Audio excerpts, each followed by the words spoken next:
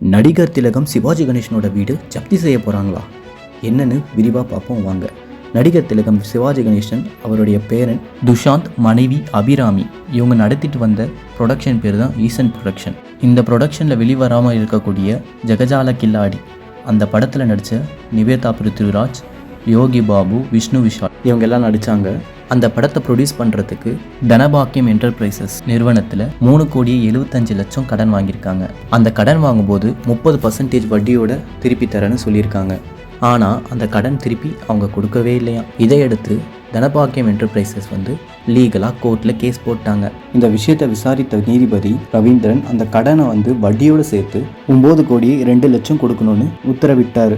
அது மட்டும் இல்லாமல் ஜெகஜால கில்லாடி மொத்த உரிமையும் தனபாக்கியம் என்டர்பிரைசஸ் நிறுவனத்துக்கு தான் போய் சேரும்னு 2024 உத்தரவிட்டார் நீதிபதி ரவீந்திரன். அதன்படி படத்தினுடைய எல்லா ரைட்ஸையும் கேட்க போனால் அவங்க படம் இன்னும் முழுசாக எடுக்கவே இல்லைன்னு ஈசன் ப்ரொடக்ஷன்லேருந்து சொல்கிறாங்க. இதை கேட்ட நீதிபதி ராம்குமார் அவருடைய அப்பா சிவாஜி கணேசனுடைய வீட்டை ஏலம் விட சொல்லி கோரிக்கை வச்சாங்க. தனபாக்கியம் என்டர்பிரைசஸ் அதை மீறியும் அவங்க சைட்லேருந்து எந்த ஒரு ரெஸ்பான்ஸுமே இல்லாதனால இப்போ 9,39,00,000 வசூலிக்கணும்னு தெரிவிச்சிருந்தாங்களாம். அதுக்கு எந்தவித பதிலளிக்காத காரணத்தினால இப்போ பார்த்தீங்கன்னா நீதிபதி நடிகர் திலகம் சிவாஜி வீட்டை ஜப்தி பண்ண சொல்லி உத்தரவிட்டிருக்காரு.